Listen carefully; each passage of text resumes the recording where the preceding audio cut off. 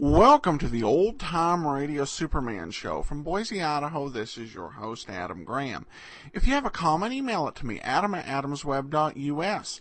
Be sure to cast your vote for the show on Podcast Alley. And remember, Tales of the Dim Knight is available in both paperback and ebook form. Pick up your copy, dimknight.com. Great superhero comedy I think you will enjoy. We have an email from Joel who says, excellent series, and we have the Scarlet Widow out there with more Kryptonite. By the way, I'm curious about the rifle shot sound effects in the intro. It became standard for ricochets in radio westerns, but is nothing like a real gunshot. Is this one of the earliest uses of this sound effects? Has anyone written about sound effects on OTR? I went ahead and sent him an article. I don't think this is the first use of this particular sound effect. We're into 1945. Particularly in the opening, I would lean towards this probably having been a recorded sound. You also hear this sound in several of the Max Fleischer Superman cartoons towards the beginning. So I think it's probably a recorded sound and was in the Fleischer cartoons before it was in this radio version. Well, now it's time to get back to the radio show. Henry Miller is leading Jim Olsen into a trap, and we'll find out what happens. It's time for The Atom Man, Part 16. Kellogg's Pep, the super delicious cereal, presents The Adventures of Superman. Faster than a speeding bullet. More powerful than a locomotive. Able to leap tall buildings at a single bound. Look, up in the sky. It's a bird. It's a plane. It's Superman. Convinced that Clark Kent is Superman, Der Teufel, a brilliant half-mad Nazi scientist, and Henry Miller, whom Teufel has transformed into an atom man, able to destroy anything in his path, have begun their plot to conquer Superman and then the world. Posing as a young newspaperman, Miller secured a position as reporter on the Daily Planet, where he made friends with Kent and Jimmy Olsen. During Kent's absence from the office, Miller told Editor White that he had received a tip on a big story and received permission to follow the tip with Jimmy. As we continue now, 40 miles north of Metropolis, Miller, the deadly atom man with the unsuspecting Jimmy at his side, is driving a small roadster through lonely, hilly country skirting the sea. It is mid-afternoon. The sky is gray and overcast. Listen. Gosh, Hank, you're as bad as Mr. Kent. What do you mean, Jim? Well, he always acts mysterious, too. We've been driving about an hour now, and you still haven't told me what this big story is we're on. I was afraid if I did, you wouldn't want to go through with it. We may run into trouble. Yeah, what kind of trouble? I'll give you a hint. Who's the most dangerous man in the world? In the whole world? Uh-huh. Gosh, I don't know. Hitler? No, he's probably dead. That Nazi scientist, Der Teufel? No, he's dead, too. Is he? Sure, didn't you hear about it? Mr. Kent got a cablegram from Germany this morning. Teufel blew himself up experimenting with a piece of kryptonite that was stolen from the Metropolis Museum. He did? Mm-hmm. He was supposed to be trying to create an atom man. An atom man? Mm-hmm. Can you imagine anything so goofy? And you want to hear something else funny? Mr. Kent was scared to death that Teufel could do it. Ah, it's ridiculous. Well, sure it is, but we couldn't make Mr. Kent see it. Does Kent still believe that nonsense about Teufel and an atom man? Well, he did up to this morning when he got the cablegram saying Teufel and the kryptonite were blown to Kingdom Come. Now he's like a new man. Uh-huh. Sharp curve coming up. Hang on. Look, we kind of got off the subject, Hank. You were going to tell me what this big story is we're on. We didn't get off the subject. Well, sure we did. You said... I said our story was tied up with the most dangerous man in the world. And you guessed who that is. The Teufel. Uh-huh, that's right. What? You're kidding. The Teufel is dead. The tip I got said he's very much alive and in a hideout somewhere around here. Around here? No, wait a minute. What? How? Take it easy, Jim. You'll have plenty of opportunity to get scared. Later. Later? Well, I'm scared right now. I mean, I'm excited. Listen, who told you Teufel is alive and hiding around here? A very good friend of mine who knows all about Teufel. Who?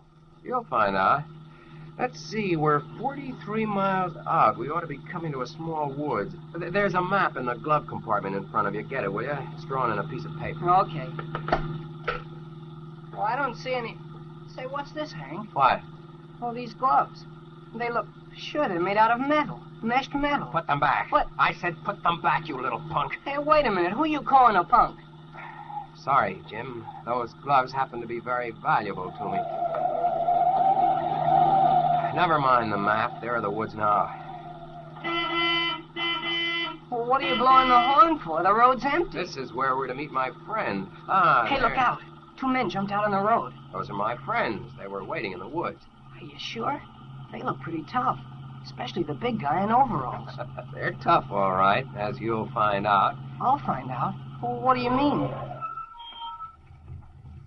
Ah, you have young Olsen. Good, Miller. It was easy. Huh?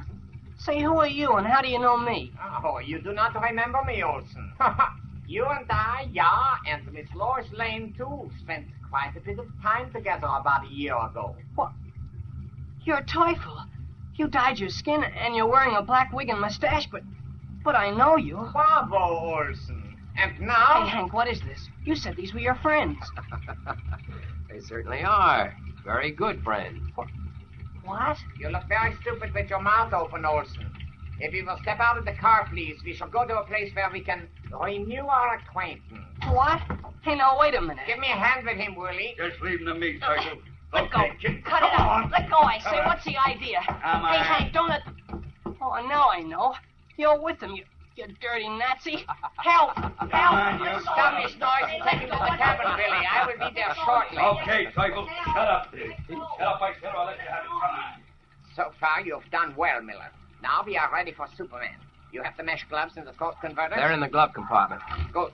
And Kent is at the Daily Planet? No, he's home. His doctor thought he needed a rest. Ah, you have his telephone number? Yes. You're sure that this'll work, Teufel? You have nothing to fear. You need only turn the switch on the converter, and such atomic power will pour from your gloved fingers that Superman will be destroyed. I hope you're right, Teufel. I am always right. Go now, drive to the beach house, and make no mistakes. I won't. What'll I do after it's over? I will be there to tell you. All right. Goodbye, Teufel.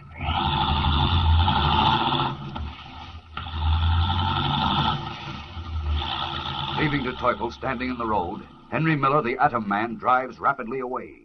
A half hour later, Clark Kent's telephone rings. Hello? That you, Mr. Kent? Yes. This is Henry Miller. Listen, Jim Olsen and I came out here on a story. Yes, I know. She told me. Well, we ran into trouble. Bad trouble. What happened? Jim. Yes, what about Jim? Mr. Kent, you've got to do something. I wanted to call the police, but Jim insisted I call you. Well, tell me what's wrong. Where are you? I haven't time to tell you. They'll be back any moment. They said they're going to shoot us. Where are you, Miller? At a beach house a few miles north of Grant Crossing, but you've got to hurry. All right. Take it easy, Miller. Take it easy. A beach house north of Grant Crossing? Yes. I'll be there in a few minutes. A few minutes? It's 50 miles from Metropolis. I'll contact Superman. You and Jim sit tight, Miller. Don't worry. Superman will be right out. Hanging up, Clark Kent swiftly resumes his true identity of Superman, never suspecting that he is being lured into a trap baited with Jimmy Olsen, a trap waiting to be sprung by the Atom Man. We'll return in a moment for the thrill-packed climax of today's episode. But right now, here's a word from your announcer. Say, it's a big moment, isn't it, gang, when Mom opens a package of Kellogg's Pep. Because right away, you're looking for one of those exciting new comic buttons all the gang is collecting. You're wondering which button you'll get, whether it'll be a new one to add to your collection or a duplicate so that you can have the fun of trading with one of your pals. Now, you'd sure hate to miss out on the fun all the rest of the fellows and girls are having with these new comic buttons, so ask Mother to get you a package or two of that super delicious whole wheat flake cereal, Kellogg's Pep, because that's the only way you can get these keen-looking buttons. You can't buy them anywhere, and you don't send in any money, not even a box top. You just look inside the Pep package, and there you are, one of those sharp new comic buttons or a military insignia or warplane button. It's your prize from P.E.P. Pep, made by Kellogg's of Battle Creek. Now, back to the adventures of Superman. In a cabin set on a vast, lonely beach edged by a forest, Henry Miller, the Atom Man, has just completed his phone call to Clark Kent. Now, swiftly, he straps a small square metal box around his throat, directly over his jugular vein. This is the converter, in which a tiny electronic tube at the turn of a switch will flash an impulse to the kryptonite in his blood and send atomic energy rushing to his fingertips, from where it will emerge in an unbroken stream of terrible, shattering power. Quickly, then, he pulls on his meshed gloves of platinum and thorium, throws a scarf around his neck, and has just time to clasp his strangely gloved hands behind his back as a strong burst of wind is heard above the cabin, and then a thud as of a giant dropping to earth. A timeless moment, and the door of the cabin is flung open, and Superman in blue costume and red cape strides into the room. Miller, what happened? Where's Jim? Welcome, Superman. All right, never mind that. Where's Jim, I say? He's with the Teufel. What? Der Teufel? Yes. What are you talking about? What's that on your throat? You'll see in a moment, Superman. Miller! Miller, what are you doing? What's that strange noise? And what are those gloves you're wearing? You'll see that in a moment, too. Great Scott, what happened to your voice? Miller! You can stop calling me Miller from now on. Let me introduce myself. I am the Atom Man. No. No! Don't try to move. You're helpless now. No. Stand back. Don't come near me! Raising his weirdly gloved hands, the Atom Man slowly advances on the Man of Steel, who, helpless, stands rooted to the spot as all the miraculous strength in his massive superhuman muscles drains away. Step by step, the atomic monster in human form moves forward. Finally, he stops, and his thin lips curl in a deadly smile. This is the end, Superman. In a moment, you die. Now! Now! Sharp explosion, a blinding white-hot flash that seems to leap from the Atom Man's meshed fingers. Jagged green sparks that strike against Superman's wilting body like miniature bolts of lightning. Is this the end? As the one and only survivor of the amazing civilization that once flourished on the planet Krypton finally met his master? Superman, whose strength was beyond measure, whose impenetrable skin turned back the sharpest steel, whose unfailing devotion to truth and justice struck fear into the hearts of those who preyed on their fellow men. Has he become the victim of that strange, mysterious power, atomic energy, the power that brought the warlords of Nippon to their knees?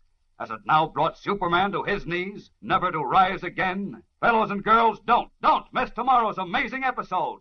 Nothing like this has ever happened before. So remember to tune in, and tell all your friends to tune in tomorrow. Same time, same station, for the most exciting episode ever broadcast in the Adventures of Superman. Faster than a speeding bullet.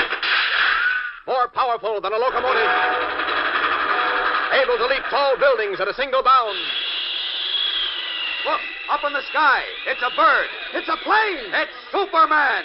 Fellows and girls, be sure to follow the Adventures of Superman, brought to you every day, Monday through Friday, same time, same station, by the grand old Kellogg Company of Battle Creek. And for other thrilling adventures of Superman, see your local newspaper. Superman is also a copyrighted feature appearing in Superman DC publications.